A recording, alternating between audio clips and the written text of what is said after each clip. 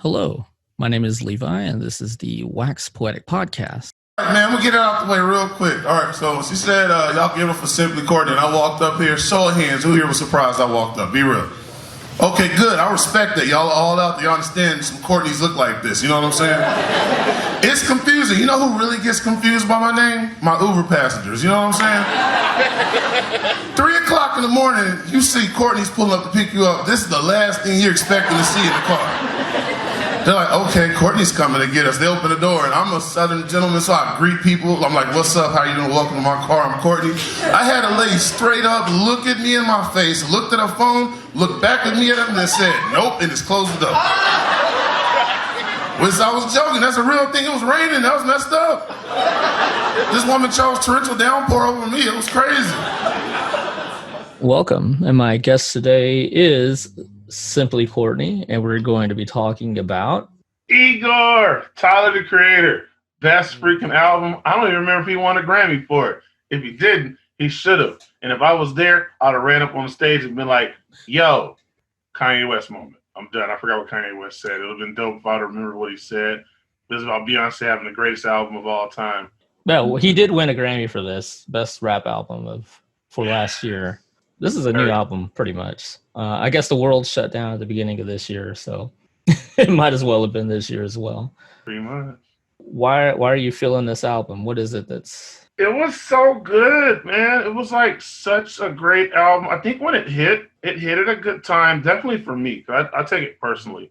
I had just gotten into him probably 1 or 2 albums beforehand. I used to do my own little music podcast. Used to go through and do artists' most recent album, and so the most recent album I think I did up until this point was what was it? It's Flower Boy. I know it's a whole title with that. Is this a PG-13 podcast, or are we allowed to? No. Use whatever language you need to use. Okay, so it's called Scumfuck Flower Boy, I think, is what it was, and so that one was a freaking dope ass album. But where he went, like where he stopped at right there, and just flew that motherfucker straight into the stratosphere. It was beautiful. Yeah. Oh my God, so good.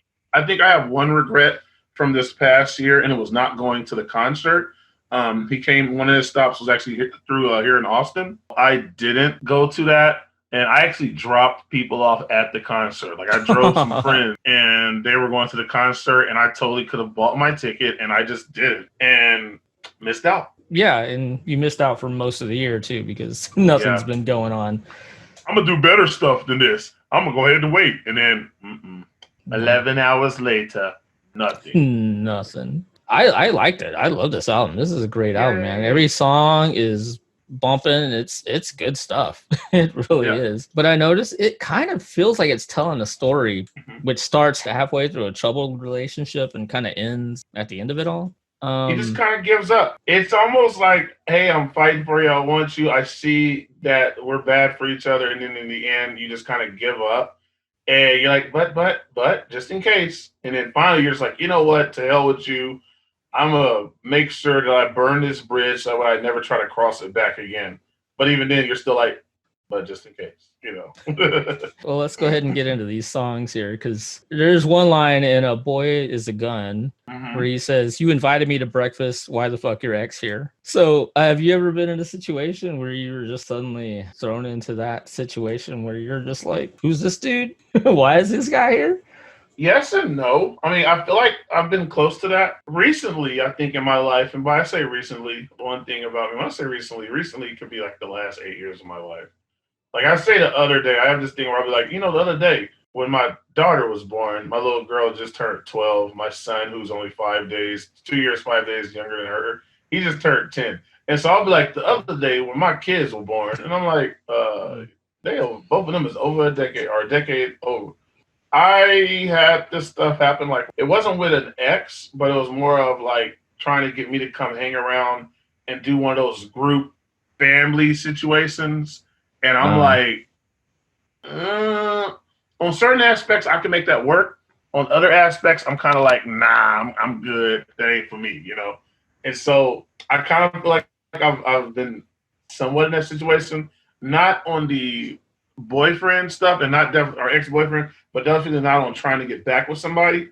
but definitely on those awkward moments that were set up by somebody else. Yeah, I get that. And trying to make your whole family work after things, you still got to make Right. it work. So Sure. I feel yeah.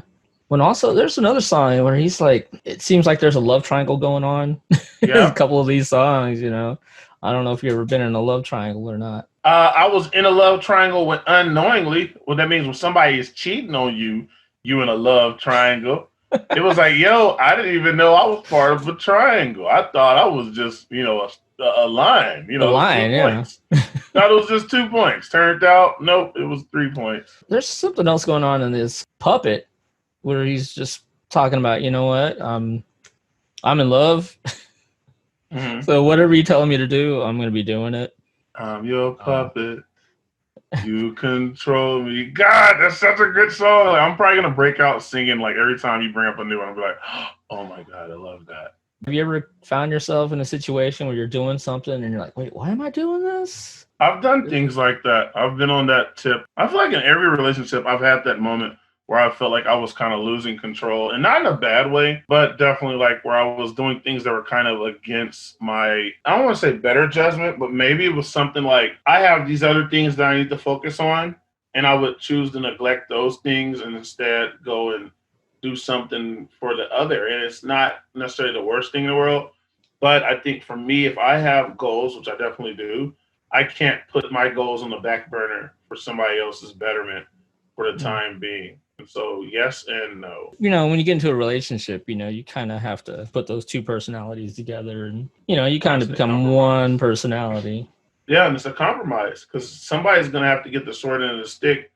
And it might be every other time. One person may be the one that draws the low man card or the short straw, or another person may. And you kind of go back and forth on that. And the hope is that y'all can get to a point where both of y'all can feel like neither is sacrificing. But it's hard to do that, especially when you're first getting to know somebody those first few months, years, whatever. You're going to find out things and go, oh, man, I can't do that. And then you have to look at yourself and go, well, how much do I value being able to do that? When it comes to that autonomy, how much of that is necessarily part of my makeup versus how much of it is just stuff that's like, I just want to do it for the sake of doing it. Is this something that's, you absolutely have to do this? Or is this, you just want to make sure you have the freedom to? Because they're two totally different things.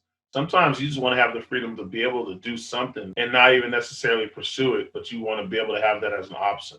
Relationships are weird, man. Because you kind of do become a different person in a way. Sometimes you just end up being, or more parts of your personality come out when you're around certain people that you probably didn't realize were there. But it's a good way to grow, I guess. Find out about yourself. The harmony on this damn song is in my head. Mm-hmm. There's a chorus where it's like,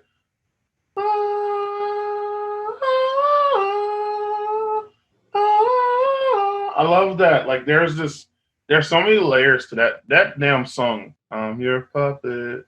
You control the eyes are wrong. I just like, God, that damn song goes so hard. It's really good. I think that's one of my favorite driving songs. Like I'm looking right now at the list, and I want to let you get to your list, but I'm looking at the list right now, and I always whenever I'm downloading albums to put on my phone, because I actually still physically download music, I always pick 5 songs so I don't have just the whole album sitting on there, because if not, I'll end up being like, all right, I'm tired of this damn album. And now I just do 5 songs, and I'm like, okay, I'm tired of a few of these songs. Let me switch to another part of the album, so it's all still there. I don't know. I could do this all day. Go ahead. Let me shut up. So okay, well, you have 5 songs, I guess. What's your favorite song off this? So my favorite song is not even on. Technically, the version is not on this album. So there's the song that is New Magic Wand. Sometimes you got to close the door to open a window. Yes. What? So the start of that, and first of all, if you've ever seen that song performed live, and not the Grammy Award version, which was a very stale audience, see him do, I think there's a Camp Flognog version where he opens up, and so the way it starts is ooh, ah, ooh, ah, ooh, ah, ooh, ah, ooh, ah, ooh, ah. And then you start hearing his voice that says, Mike Magic, Mike Magic, Mike Magic, what? And so that's the chorus part. And so he starts it like that, and it's just a cappella of him just chanting. and then it starts. And when that fucking shit drops, it's just what? It's like, and if you see that shit live, it really makes me yearn for live music festivals, because there's something that seeing him up there and it's just him on stage and it's just flames and then the crazy lighting effect behind it. If I can find a performance, I'll definitely send it to you. That is the only way that song can be performed. And I always wonder, why didn't that version make the album instead of this version is dope too. But that chant at the beginning, that's the only way I hear it now. There's some times where you'll hear a new version of a song and then you're just like, that's the only version I accept now. But that's my favorite version, seriously. So are you a fan of like going to see live? I am. Yeah. There's a different energy for it. Yeah. I don't get to do it often. And I think for me, if I was one of those people that like always had the resources to do it a lot, I probably would not have the same romanticized notion of it. But because although I'm from Austin, I haven't had I've only been to 3 South bys, which people are like, what? You only been to 3? That's way more than I've ever been to. But I love music and I'm from Austin. So for me, that's crazy. But I don't think you can really get a good grasp of an artist without seeing them live at some point performing the music that you listen to on the regular. And it's something different about live. There are some artists that they sound just as good live as they do on the album, and there are others that it's vice versa. The album version sounds way better than them live, and there's some that you fucking hear it and it's a completely different song, and you like the album version, and then you also like the live version. Like my favorite example, he's not on this, but Anderson .Paak. Are you familiar with Cheeky Andy? No, I'm not. His shit sounds totally different live versus how it does in person. Versus on the album, but they both are good because he's playing the actual drums and singing. And so his breaths are different. And like the way his voice sounds, both of them kill. Like it slaps no matter what, but it's this version versus that version. This one here, I think I like the live version of all of these songs better than the album version, but the album version is still Yeah, that reminds me, I know this goes way back. I know Jimi Hendrix had a line where people ask why his songs were so different live. He's like, well, if they wanted to hear the song that was on the record, they could just stay home and listen to the record. They come to see me live. I'm going to have something new for them. I want to give them something more. So yeah, do that. That's a singer. A singer, they're not going to sound the same. The first few days of the tour, their voice changes. And that's the thing, is like sometimes it's noticeable and sometimes it's not. Anybody that's seen somebody multiple times perform or me as a stand-up, I guess that's use my own example. But I feel like with singing tonality, I guess, or whatever, the vocal cords, as they get more warm, as they stretch, things change. And it's organic because you're not just there for the vocal or the audio part. You're there for the visual as well. No, yeah, I've wondered that too. When I see like the VMAs or whatever, like, you see people dancing and it's like, man, how are they got to have some great breath control. They got to have some healthy lungs to be able to pull that off. But I would be like, Dude, do you know rapping is hard? Mm-hmm. A lot of people do not realize how hard it is to rap and sound the same and then also fully enunciate. Like breath control, if you watch, I love watching guys like Eminem, Logic, those guys. They got a lot of words. They use a lot of words. Yes. And in the studio, you have to watch them because they'll rap it and they'll be like, a Crystal Masana, Matilda, Matana, Zilla, the Sand, the Vent, the Van, the Vent, hitting the Rand, winning the Rand, did the Sand, there's little stuff like that. And you can hear it, but it works because that's normal human nature. The ones that get weird is when they go and they do not breathe. And it's just like, I walked in his face and I popped into place and I ran to his face and I hit him with a vase and I did my thing and I got sprayed in the face with mace and it didn't go hard, but it didn't do a case. And they just keep going. You're like, where the hell was that breath at? Yeah, where are they breathing here? They just pass out at the end of that. There's like, oh, he'll sleep it off. He'll be okay. We'll wake him up in a minute with another take. Seriously, punch me in. Wake up. You got the second verse. I did like that new Magic Wand song. It's pretty much he's like, man, I hate you. He's got those weird emotions fired up. Like, man, I hate you, but man, I can't stop caring about you. It's hard to stop caring about somebody. I don't know if you've been able to do it. I don't think I have ever been able to, but it's tough. Yeah. Certain amount of you're always going to be attached. Anybody that's in my personal opinion, anybody that is I don't even want to just say love, because there's also, I think, forms of love that aren't necessarily love, but it's way more than like that. When you really feel for someone, it's hard to shake that. There's a part of you that's always going to, even if it's not actually having the same feeling, you're going to remember what made you really, really be into that person at that time. And it might be a look, it may be a thing they do, it may be something superficial, whatever your thing is. But there's something inside of you that's always going to have that for them.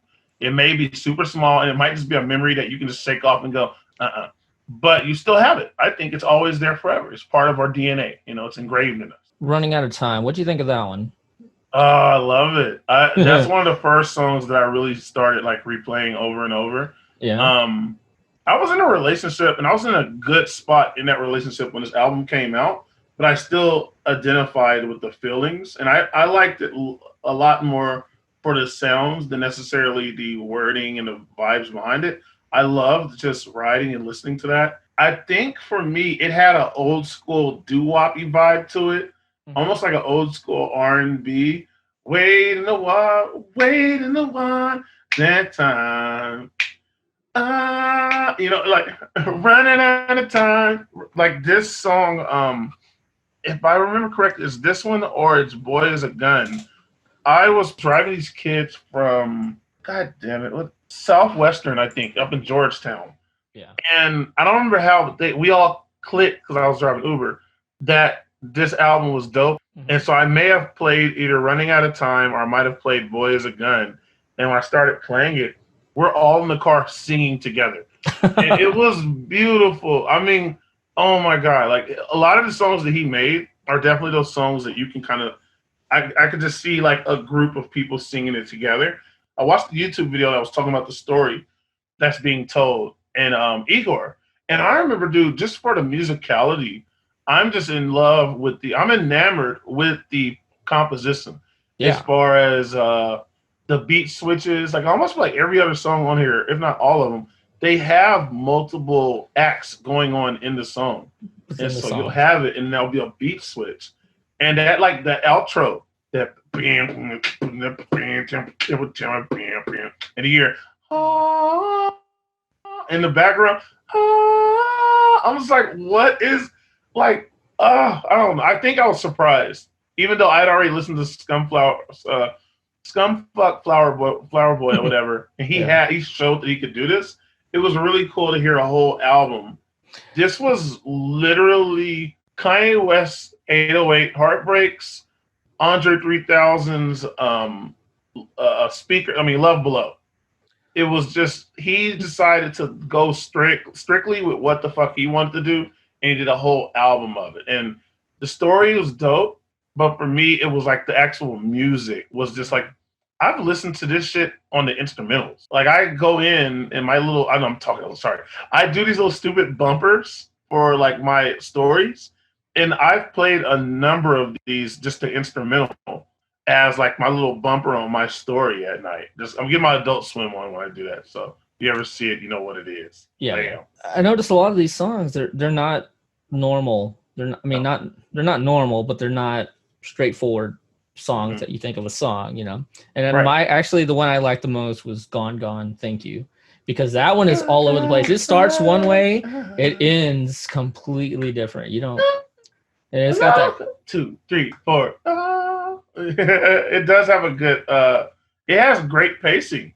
What did you like about it? I need to ask you shit. What did you like about it? I love that chorus. I don't know. And then like I said, like halfway through, it just changes up.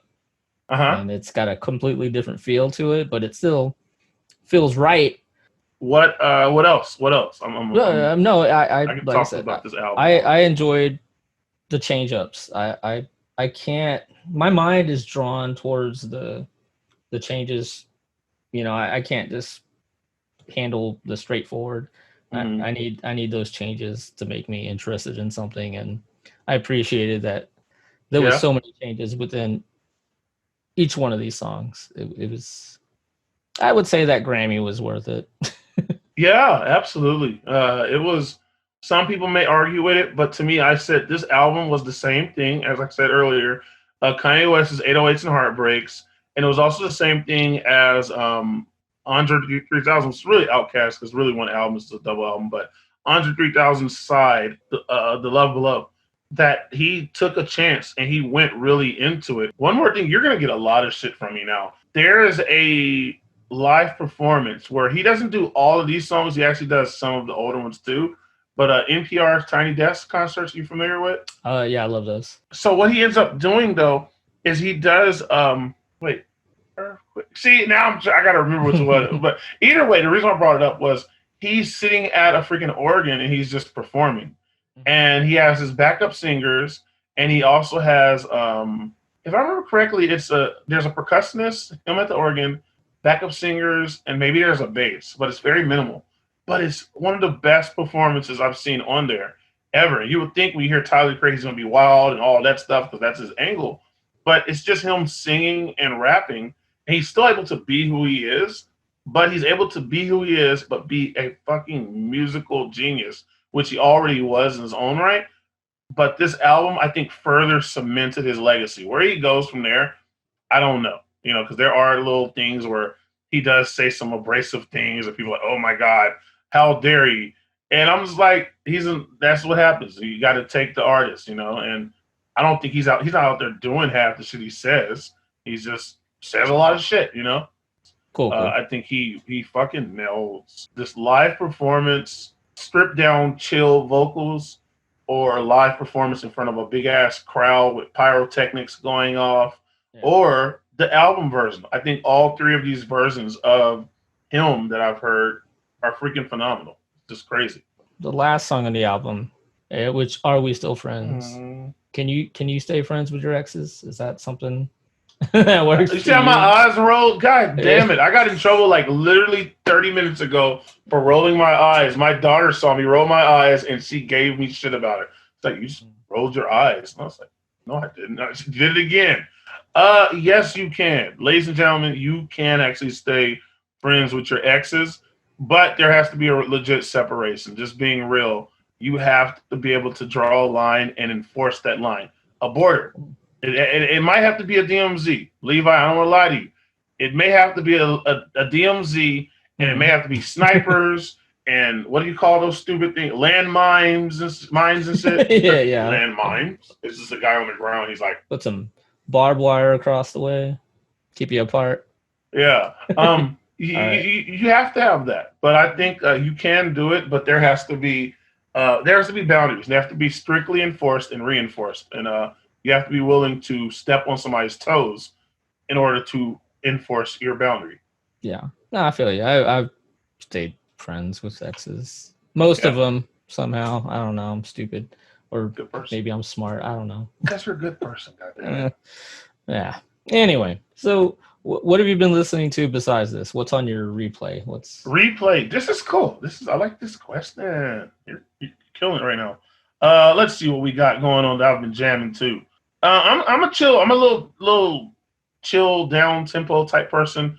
And so a lot of what I like is this low, and it's not lo-fi, excuse me, but it kind of is down tempo R&B. So you have guys like Bryson Tiller, Black. There's a guy I'm missing. Sir, SIR. That dude is dope. I'm looking right now, and I have a little Frank Ocean in The Weeknd as well. I just got into. Are you ready for this? Drum roll, please. I just got into Casey Musgraves. I'll make sure I say her name right. I think that's right. Yeah, but okay. I'm surprised. But go ahead. Country. Right. Okay, and the reason why it came up is I do this thing where, like, when I do my little bumpers on my stories, I go to YouTube and I'll find some like low. It's usually slowed reverb. So slowed plus reverb, and I'll say the name. And every once in a while, I'll just spin the wheel, as I call it, and I'll just let them pick a song. Yeah. And I found a slowed reverb version of her Golden Hour song. Fucking amazing.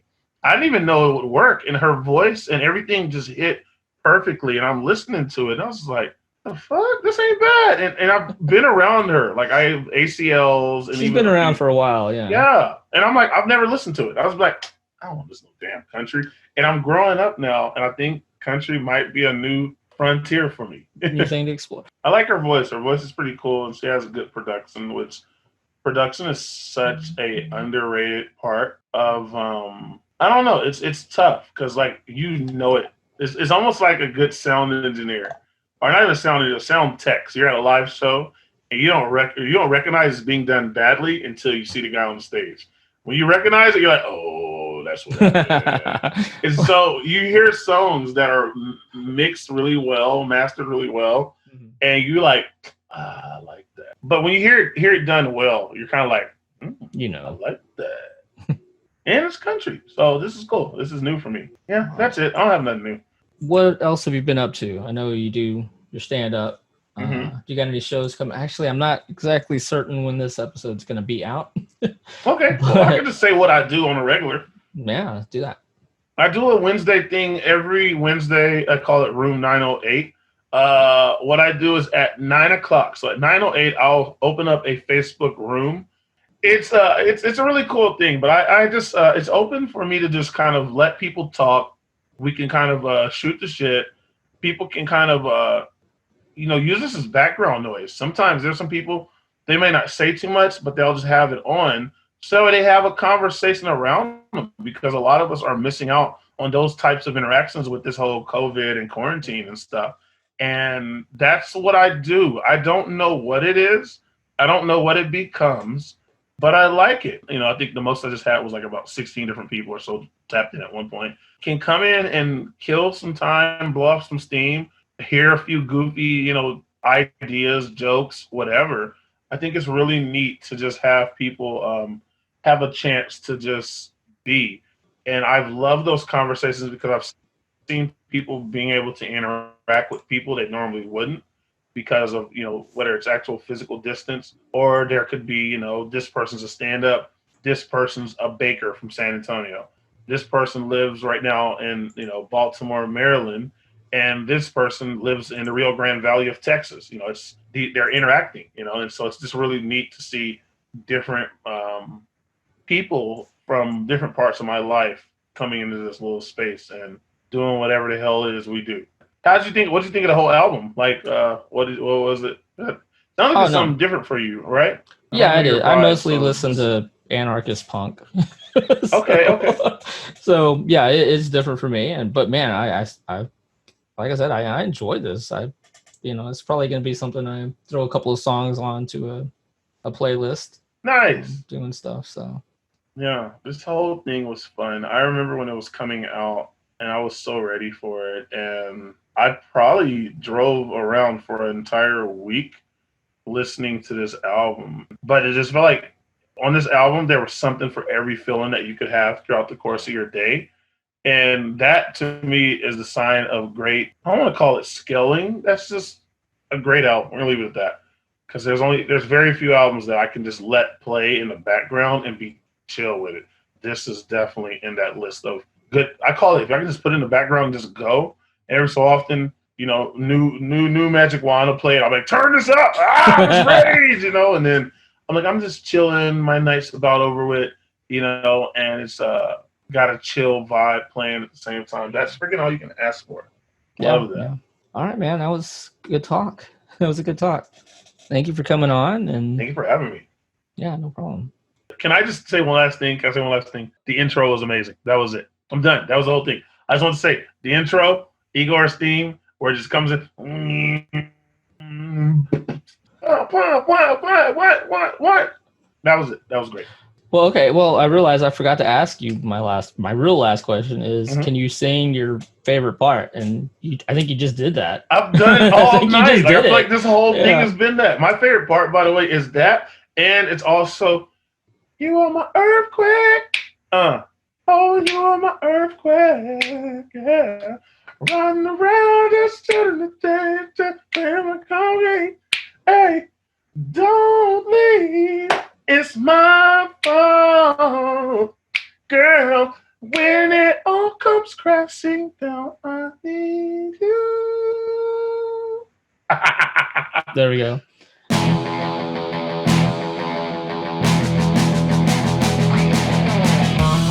So please check us out every other Monday and follow along on Facebook at Wax Poetic Podcast and also on Instagram at Wax Poetic Podcast and of course on Twitter at Wax Poetic Pod.